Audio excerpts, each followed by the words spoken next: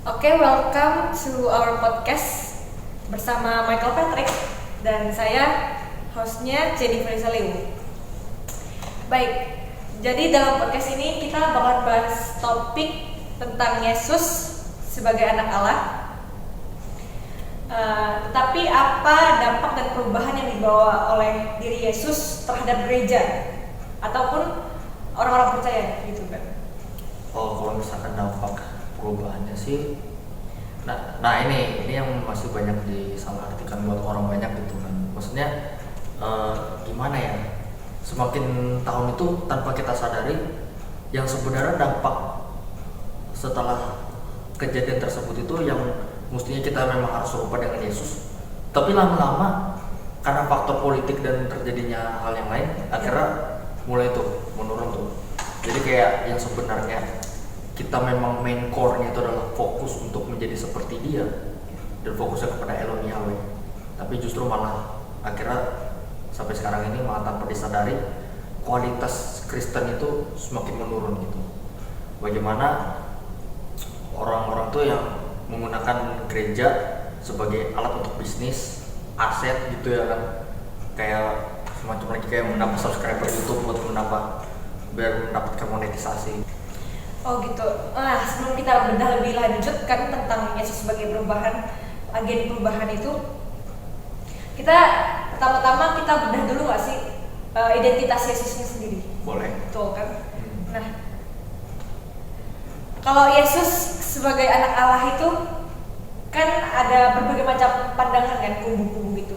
Ada dari Trinitarian, bagaimana ada yang pandangan yang percayaannya monoteisme juga beda kan? Pandangan mereka terhadap identitas Yesus itu seperti apa? Nah kan nih kayak di sini kita mau jabarin bareng-bareng Trinitarian seperti apa, monoteisme seperti apa, dan juga stand kita masing-masing di mana gitu. Nah kita mau paparin gitu. Nah yang pertama Pep, kan identitas Yesus dalam pandangan Trinitarian gitu, dalam pandangan Tritunggal, gimana Pep? Kalau misalkan identitas Yesus dalam pandangan Trinitarian, yes, itu ini macam-macam versi ya. Yeah. Aku udah ketemunya, katanya ada yang bilang, oh ini kan YHWH, Yod He Waw He, lihat tangan, lihat kakinya. Oh ini membuktikan bahwa Yesus itu adalah Allah. Dan macam-macam lagi lah, ada yang ya gitulah. Supaya dasar itu Yohanes 1 ayat 1 yang dimana firman itu menjadi daging gitu, menjadi manusia, yang membuktikan oh ini ternyata ini Yesus itu adalah Logos, kayak gitulah. Nah gitu sih pandangan dari segi Trinitarian. Iya, jadi dalam Trinitarian Yesus itu bukan anak Allah tapi Allah anak. Iya, jadi Tritunggal itu kan perspektifnya itu ada tiga gitu kan, tiga Allah, tiga pribadi Allah. Mereka itu sama-sama Allah. Cuman mereka satu hakikat gitu. Iya, itu ada namanya itu perikoresis. Jadi memberikan sederhananya tuh kayak memberikan gerakan keindahan itu untuk memberikan tujuan mulia mereka gitu loh. Itu perikoresis begitu. Nah, konsep Trinitarian itu begitu. Betul. Jadi Yesus itu dipandangnya sebagai Allah kan, Allah anak. Jadi bukan mereka, dan Trinitarian itu macam-macam nggak sih? Yeah. Kayak ada Trinitarian yang mandang kalau Yesus itu sejajar dengan Bapa, maksudnya enggak. Mereka tuh anti subordinasi antara Bapa dan anak. Ya. Tapi ada juga yang Trinitarian yang setuju ada subordinasi. Betul kan? Betul. Nah, lalu bagaimana dengan monoteisme, Pep? Kalau monoteisme justru berbeda. Monoteisme itu dia mengambil memang betul-betul dari sisi Alkitab yang menurutku itu memang nyambung gitu, dari perjanjian lama sampai perjanjian baru gitu. Kalau kita lihat sendiri kan kayak di Kejadian 1 ayat 1 kan Trinitarian kan mengambil dasar kata kita ini membuktikan ada tiga pribadi. Iya. Tapi padahal bukan, kata kita ini maksudnya adalah plural of majesty. Bagaimana itulah cara orang Yahudi untuk memuji raja atau apa, yaitu membuat sesuatu yang lebih gitu lah. Itu bukan kata kita itu. Nah di sini menunjukkan kepada Yahweh memang satu gitu loh. Iya. Dan itu memang sudah dari awal sampai terakhir pun memang sudah kayak benang merah aja gitu. Itu memang main core-nya itu memang ke Allah gitu, fokusnya ke Elohim Yahweh. Iya. Kayak gitu. Saya juga setuju sih Pak. Saya sendiri berdiri di sisi monoteisme. Menurut saya itu lebih nyambung dan lebih alkitabiah. Iya. Sesuai back to the Bible. Betul, makanya kan gak heran kan Yesus itu sampai dikatakan sebagai Adam kedua gitu. Karena kenapa? Karena Adam aja yang diciptakan langsung oleh Allah aja bisa berdosa. Nah Yesus yang sebenarnya itu ada di ranahnya orang berdosa, tapi kenapa dia bisa memberikan dampaknya itu kepada orang-orang itu? Makanya kan kalau kita perdalam lagi dari monoteisme, kalau kita mempelajari monoteisme ya di Pak Eras gitu kan, Allah itu adalah inisiatornya, Yesus itu adalah eksekutornya, kayak gitu sih. Betul, saya juga setuju sama kamu sih Pat. Ya. Nah, selanjutnya nih, kan ada berbagai macam pandangan nih kan, Trinitarian dan monoteisme. Dan dalam sisi menjabarkan tentang kemanusiaan Yesus gitu, itu pun berbeda juga kan. Nah, kalau Trinitarian menganggapnya tuh Yesus itu saat di bumi bukan manusia seutuhnya kan, bukan manusia 100% nih kan. Iya. Gimana itu kan? Berarti coba ulang lagi dong, berarti kayak sebelum saat Yesus di bumi, Trinitarian kan percayanya Yesus bukan hanya 100% manusia gitu. Jadi ada keilahiannya, betul nggak sih? Betul. Iya, mereka percayanya kan seperti itu kan.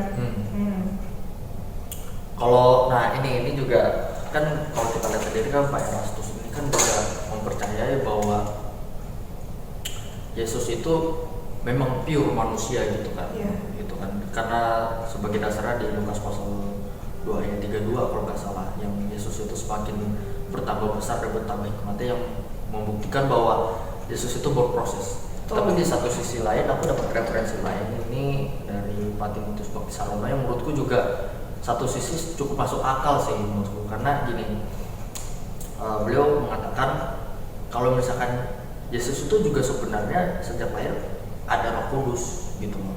Kalau misalkan iblis aja bisa menjadikan, kan iblis bukan menciptakan tapi menjadikan ya. Iya. Kayak raksasa gitu, munculnya raksasa. Nah ini Yesus tuh juga sama gitu loh. Yesus itu ibaratnya dari bayi itu memang sudah ada benih roh Allah gitu loh. Iya, tentu. Disitulah makanya akhirnya Yesus itu ya dari roh Allah itulah dia akhirnya ya bisa buat belajar untuk bertahan. Tapi itu pun juga masih jadi pertanyaan. Terus kalau misalkan Yesus itu adalah roh Allah dari sejak lahirnya, gimana dengan Adam yang dimana sudah diciptakan langsung gitu loh? Kenapa Adam bisa berdosa, kenapa Yesus nggak berdosa gitu?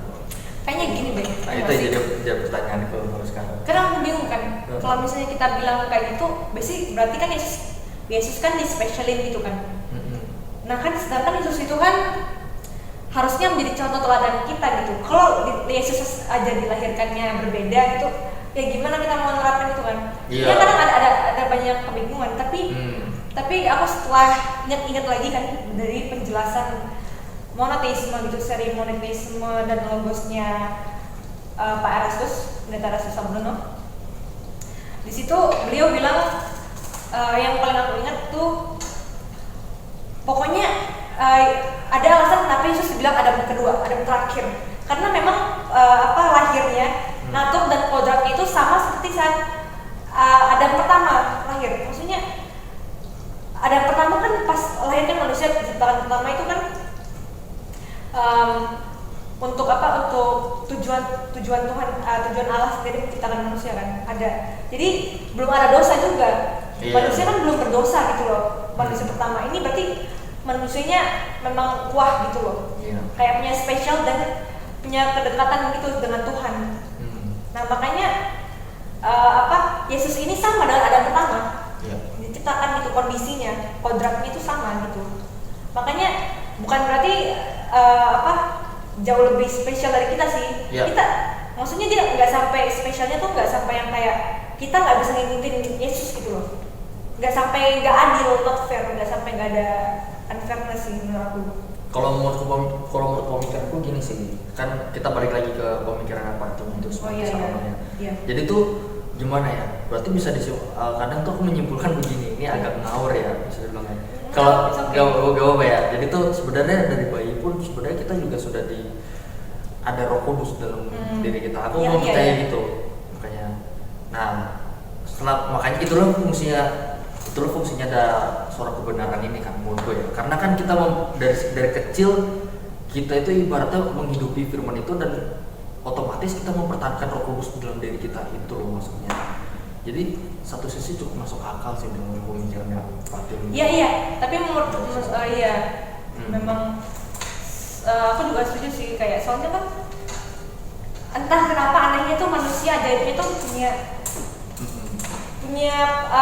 perasaan sense of moral yang nggak bisa jelasin, nggak bisa dibuktikan secara ilmiah juga. Betul. Nah itu yang mungkin menurut aku ya, itulah yang disebut Roh Kudus gitu, yang ditaruh di setiap diri manusia. Memang sudah dari Allah itu sudah ada. Iya betul. Cuman kan memang kan itu kan kita masih bayi kan belum bisa menerima informasi dan mencerna informasi apa kan. Betul. Nah itu kembali lagi tergantung dengan lingkungan dia tumbuh. Apa aja informasi yang dia konsumsi, apa yang masuk gitu kan dalam diri dia, yang bentuk karakternya itu sangat mempengaruhi juga gitu. Ya, ada mesyamah gitu ya. Jadi memang beda-beda kan. Makanya hasil outcome setiap individu beda-beda. Dan hebatnya lagi Tuhan kita juga yang menciptakan setiap manusia karakternya unik-unik sih. Personality-nya unik-unik, walaupun di lingkungan yang sama pasti akan berbeda masing-masing, punya pemikiran yang berbeda unik sendiri. Gak mungkin maksudnya bukan berarti nggak ada irisan gitu, bukan berarti semuanya segido banget, pasti ada yang mirip sama gitu, cuman pasti ada keunikan setiap pribadi manusia. Itu hebatnya Tuhan, nggak ada yang sama. Jadi dari awal manusia diciptakan udah berapa lama tahun gitu nggak sih? Manusia tuh sudah ada di bumi, ras manusia, dan sudah sebanyak apa populasi kita di bumi itu, dan satu pun manusia nggak ada yang sama. Kita sidik jari kita tuh semuanya berbeda, benar-benar betul sidik jari. Bahkan orang kembar pun sidik jarinya beda. Makanya, outcome pemikiran orang itu berbeda-beda, itu wajar, sangat wajar. Betul. Iya. Makanya aku nggak anti perbedaan sih. Iya betul. Kita kan ngobrol kayak gini kan tukar pikiran kan santai gitu, enak gitu. Nah selanjutnya gini Pet. Selanjutnya kita bakalan bahas tentang gelar anak Allah gitu. Jadi gelar anak Allah ternyata menurut tradisi orang Yahudi, bukan kan kita kan yang orang-orang Kristen yang biasa yang mewarisi agama dari orang tua gitu. Pokoknya Kristen kan udah lama dari dulu kan. Kita diajarin pandangan bahwa anak Allah itu Yesus itu berarti dia ada keilahian. Jadi gelar anak Allah itu artinya Yesus itu Allah, punya keilahian. Nah, tapi ternyata dalam tradisi Yahudi anak Allah itu maksudnya dia Mesias yang dijanjikan, yang sudah dinubuatkan dahulu, itulah anak Allah gitu gelarnya. Itu makanya gelar anak Allah ini bukan tentang status, tapi tentang fungsional dan juga profetik gitu loh. Gelarnya ini. Jadi Yesus ini tuh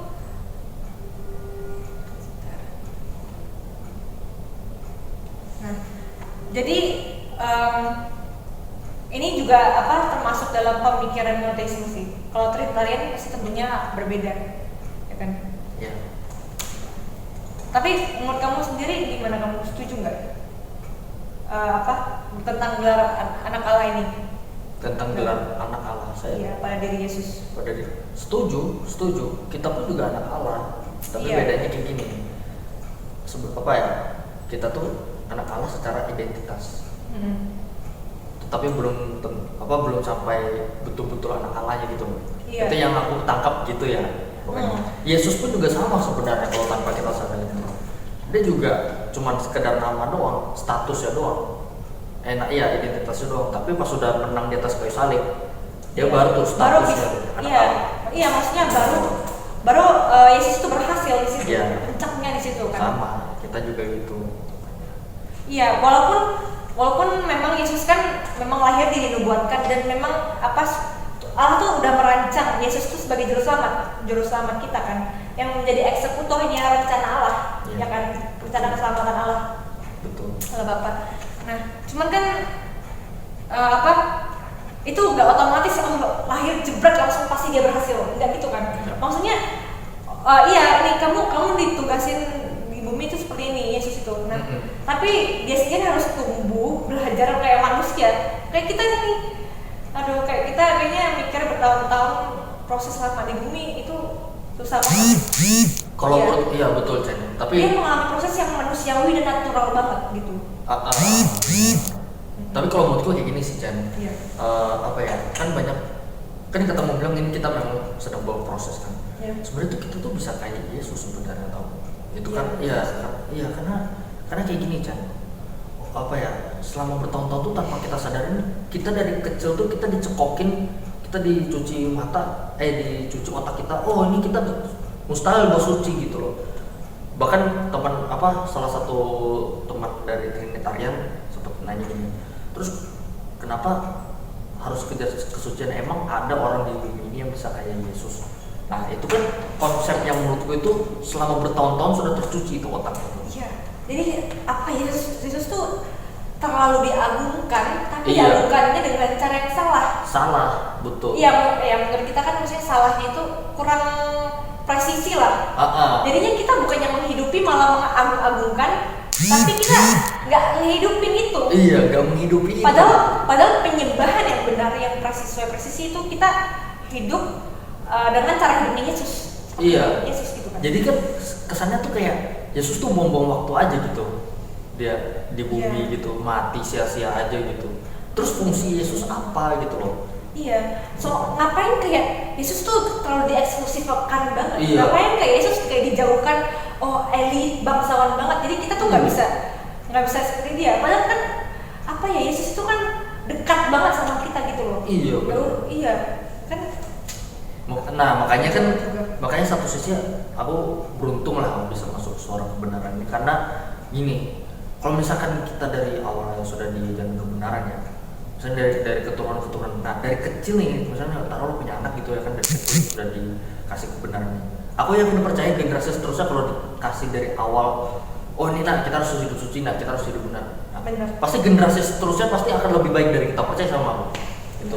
Makanya satu sisi ini cara Tuhan sih untuk lewat suara kebenaran ini. Makanya itu kan jadi dampak kan. Emang cara Tuhan tuh emang hebat.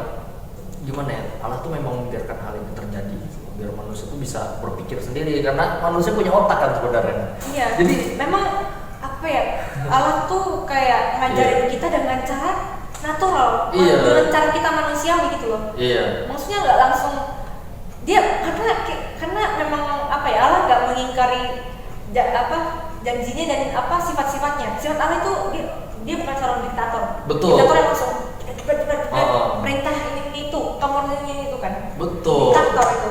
Maksudnya nih Tuhan udah emang dari awal nyiptain manusia itu kayak gimana, naturnya, kodratnya kayak gimana, cara mereka belajar, bertumbuh gimana. Nah, cara Tuhan ngajarin kita pun sama kayak gitu. Iya. Gila tapi emang keren sih. Tapi aku mikirnya kayak gini, Chan. Aku justru beda lagi cara berpikir. Iya. Kalau aku berpikirnya kayak gini.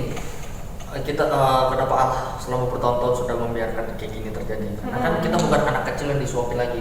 Lu tahu gak di perjanjian lama Allah masih bisa memantau. Perjanjian baru Allah juga memantau lewat Yesus. Iya. Sekarang Yesus gak ada. Ayo siapa lagi coba? Nah, makanya kan selama bertahun-tahun sampai akhirnya kekristenan makin yang sebenarnya main core-nya itu mengikuti cara Yesus, tapi ujung-ujungnya jadi faktor politik dan sampai sekarang ini jadi aset bisnis. Tapi kan pada akhirnya kan kita menemukan kebenaran ini kan lewat cara Tuhan, lewat Pak Erastus sama dengan gimana gitu kan. Itu cara Tuhan tuh hebat loh.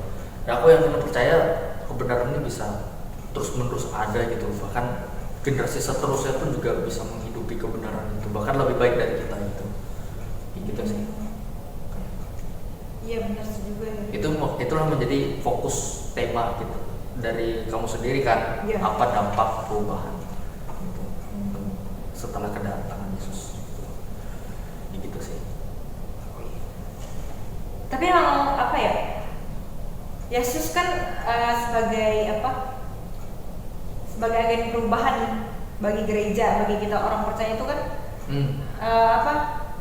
ada nggak menurut kamu yang bikin beda banget, yang merubah banget akal budi pemikiran cara orang pengikut Tuhan gitu, pengikut Tuhan yang pada saat Yesus lahir, dari masa Yesus lahir gitu.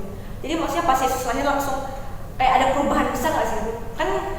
Kan masa PL ini masa PB kan masa Yesus kan, dimulai dari Yesus lahir. Itu beda banget gak menurut kamu? Enggak sih. Enggak. Kalau kamu maksudnya Yesus enggak merubah gitu, enggak merevolusi cara pandangnya. Kan maksudnya kalau di PL itu kan mata ganti mata, gigi ganti gigi. Di PB kasihilah musuhmu seperti kau kasih dirimu sendiri. Enggak, gitu loh. Soalnya kan aku dengar kamu itu katamu Yesus lahir kan. Kalau Yesus lahir ya jelas enggak dong. Kecuali Yesus pas sudah, yang tadi kayak katamu bilang itu kan berarti kan posisinya dia sudah dewasa kan. Iya. Pokoknya dalam masa Yesus lah. Ya, itu betul. Periode Yesus. Itu aku setuju itu apa ya? Ya memberikan revolusi pada cara kita bisa berpikir dan bertindak seperti kayak memperbaharui ini nggak sih akal budi manusia? Iya, betul. Sebelumnya belum kayak diungkapkan kebenaran sejati gitu loh dari Allah. Maksudnya dari PL, walaupun maksudnya ada Daud, ada tokoh-tokoh besar itu, tapi gak ada satupun yang kayak bisa mengajarkan ajaran dari Allah Bapa, moral, betul. Dari segi moral, maksudnya dari semuanya sih, moral dan apapun itu seperti Yesus. Betul. Gak ada di PL, maksudnya kayak pasti apalagi kita nih, bayangin kita belum kenal ajaran Yesus, terus tiba-tiba bilang, kasihilah musuhmu. Iya. Apalagi kalau misalnya kita nggak kenal Yesus, kita ateis yang jauh deh, gila. Maksudnya kayak nggak kepikiran banget gak sih manusia. Iya. Maksudnya kalau kamu kasih ajarannya gini, kalau kamu baik ke orang baik, apa upahmu gitu loh, ya kan? Maksudnya itu keren sih. Maksudnya di PB itu dampak perubahannya besar banget gak sih? Iya betul, makanya kan Allah itu juga termasuk hebat kalau menurutku, karena gini, di perjanjian lama kan kalau kita lihat kan Allah sering kasih hukum tulisan, jangan begini, jangan begini. Allah tuh hebat, Allah tuh sebenarnya tahu kalau misalnya manusia pasti melanggar gitu loh. Itu tahu. Itu kayak ngajarin anak kecil nggak sih? Kan anak kecil kan harus kita larang terus kan. Betul. Di perjanjian baru itu ibaratnya implikasinya gitu. Muncullah Yesus, hebat loh. Kayak hebat. Akal budi di upgrade, diperbarui nggak sih? Iya, makin dewasa rohani. Iya, makanya hebat.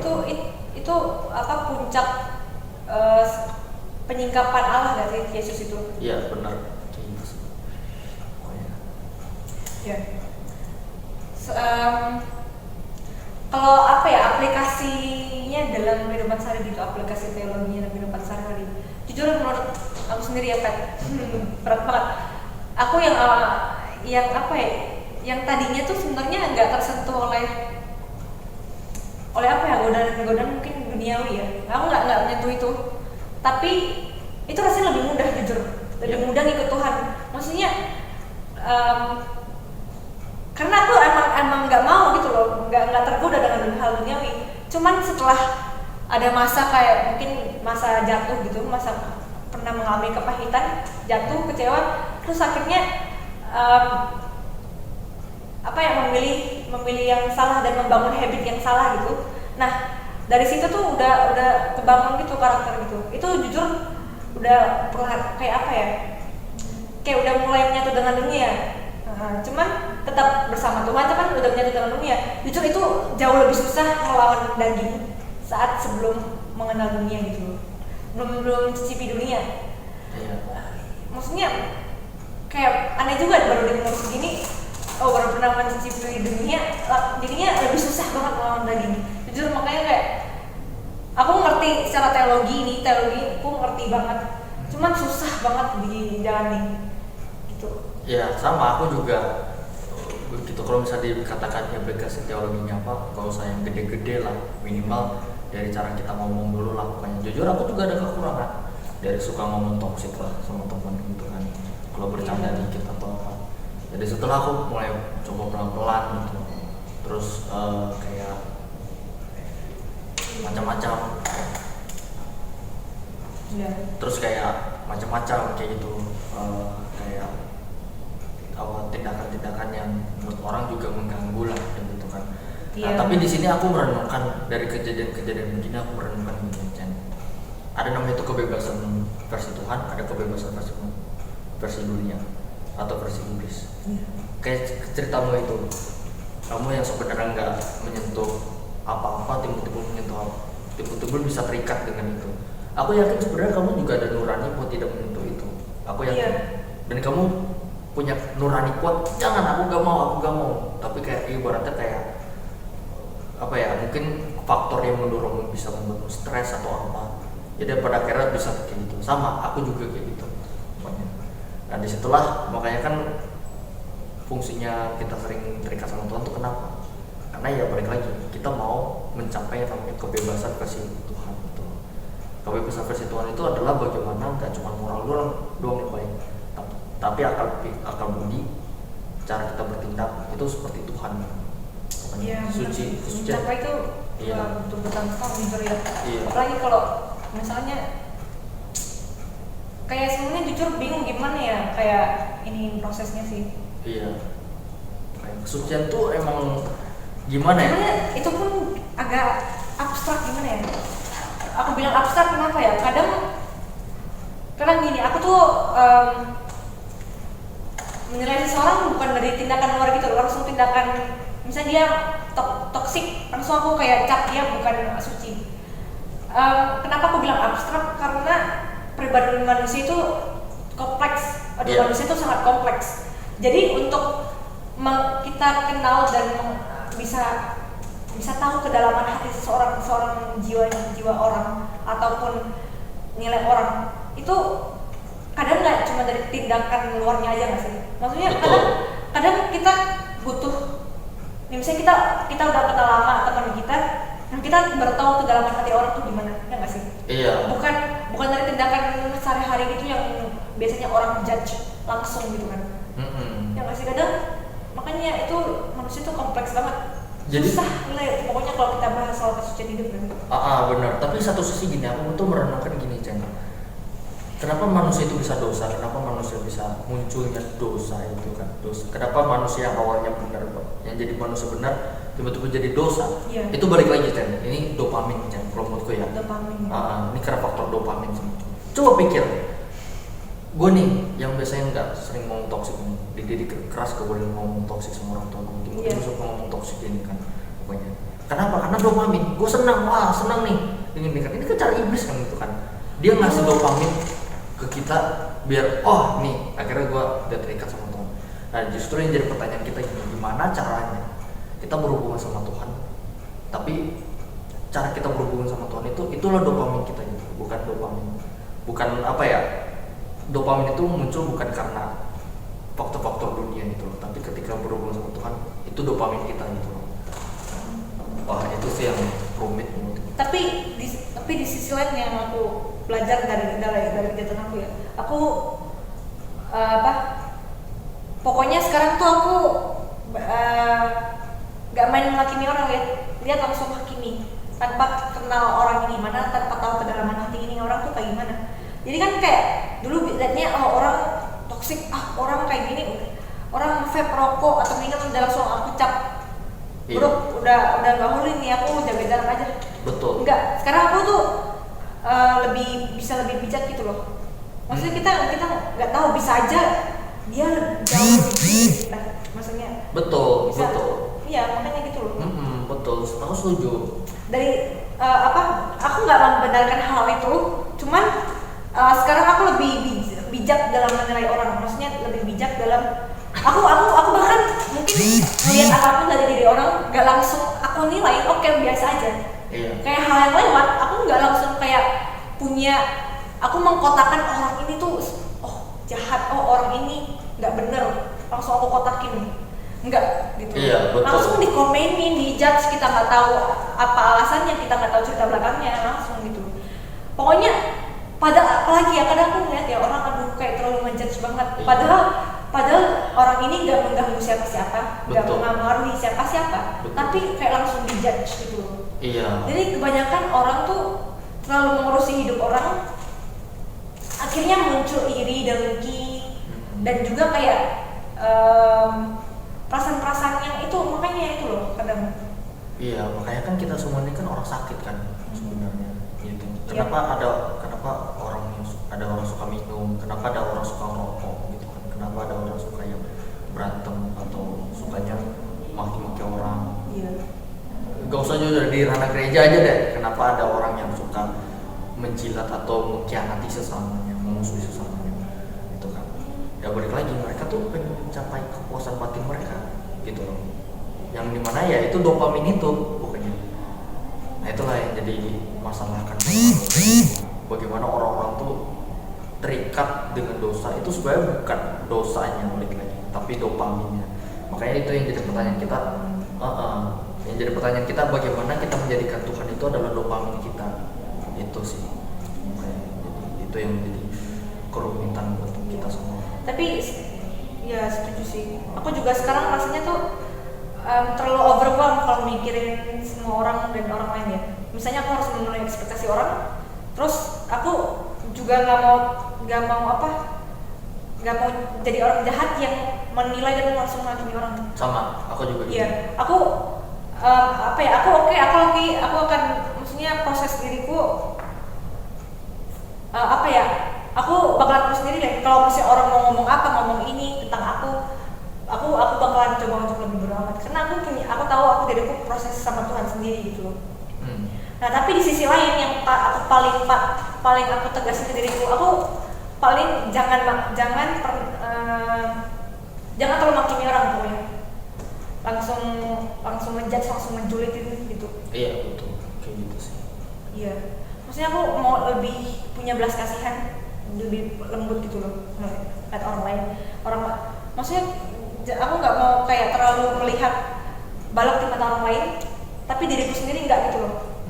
Iya, jadi soalnya yang aku lihat zaman sekarang tuh orang-orang terlalu sekali kejahatan orang itu dia langsung sangat dihabis-habisin gitu loh. Maksudnya sangat digambarkan orang yang bejat gitu, jahat gitu. Tapi kok dia bukannya refleksi ke dirinya sendiri? Kenapa nggak urus dirinya dulu deh? Tapi terlalu menghakimi orang. Iya, tuh, ya gitu. Balik lagi kepuasan. Orang pun mencari kepuasan yang menghasilkan dopamin. Dari orang, maksudnya dari orang lain itu yang menjatuhkan. Iya. Itu kayak salah satu apa tuh? Ada sebutannya kayak moral superiority gitu. Dia tuh punya moral superiority kompleks.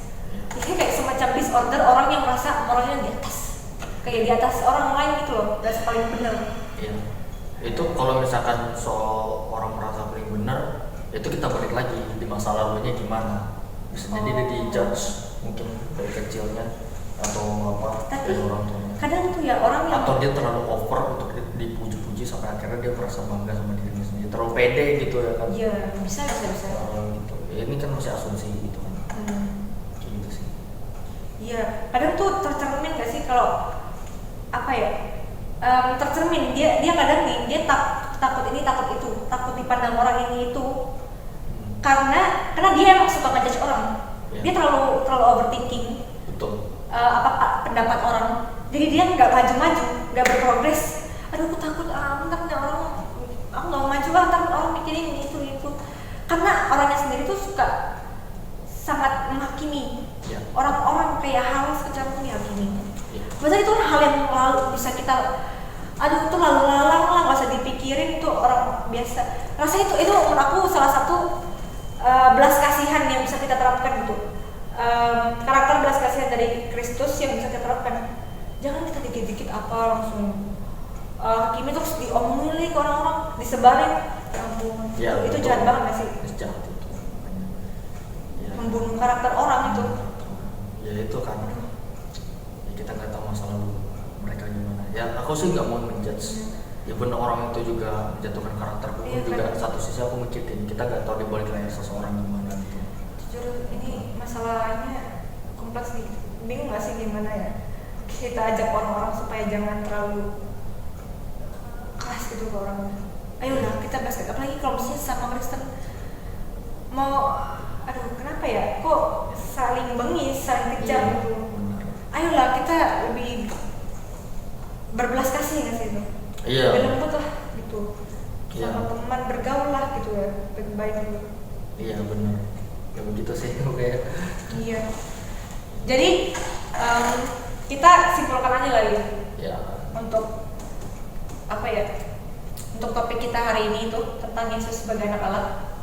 Ya kalau untuk kita simpulkan sendiri, ya apakah dampaknya setelah kedatangan Yesus itu dampaknya bisa bilang naik turun gitu loh. Yang sebenarnya ini main core-nya ke atas yaitu serupa dengan Yahweh, tapi pada akhirnya kualitasnya menjadi turun gitu loh. Tapi di sini kita bisa ketemu, bisa kita simpulkan bahwa dampaknya itu adalah bagaimana manusia itu bisa berproses untuk berubah gitu. Makanya nggak heran di Wahyu bilang tuh kan kalau misalkan orang-orang sampai genap genap jumlahnya ya. Itu orang-orang yang itu diangkat Tuhan. Itu aku mikir kayak gini loh, bisa jadi generasi ke depan orang-orang tuh akan semakin benar gitu. Makanya kan nggak heran di Alkitab bilang gini, yang jahat semakin jahat, yang baik makin baik gitu loh. Iya. Ya gitu sih. Iya, tapi kan iya benar-benar. Aku rasa kita harus makin punya rasa yakin, faith terhadap diri, terhadap manusia, terhadap kita, terhadap generasi selanjutnya juga, terhadap generasi kita juga. Harusnya kita put faith ini kan, bukannya malah pesimis, malah menjatuhkan manusia. Manusia itu paling jahat, paling ini tuh. Malah kan makanya kita kan jahat, bodoh. Makanya kita kan perlu belajar, kita butuh Tuhan. Karena kita jahat dan bodoh, kita butuh Tuhan untuk benerin kita yang kayak gini, yang rusak ini, yang bodoh. Ya nggak sih? Betul. Bukannya malah makin pesimis, makin ngejatuhin manusia. Harusnya kita put faith in human race, ya nggak sih? Iya, betul. Ya kita harus put faith, kita harus berjuang bersama-sama, bergandengan gitu loh. Bukan yang saling menjatuhkan, enggak gitu. Iya. Gue paling bener, paling atas, gue udah paling deket sama Tuhan nih. Lu puasa berapa lama? Ya nggak sih? Bukannya berlomba-lomba yang kayak gitu nggak sih? Tapi kan kita bersama-sama gitu, saling penuh kasih. Iya. Ya kesimpulannya ya dampaknya kita pelan-pelan bisa mencapai keserupaan dengan Elohim. Mungkin di tahun ini, mungkin yang sekarang ini orang-orang masih belum terlalu lah. Tapi sekiranya ada 1% progres gitu dari tahun ke tahun untuk bisa serupa dengan seperti Yahweh gitu. Gitu. Ya kita semoga aja ya doain yang terbaik buat generasi kita dan generasi selanjutnya juga. Iya betul. Iya betul. Jadi sekian ya podcast dari Michael dan saya Jenny juga. Sekian dan terima kasih. Thank you. Thank you.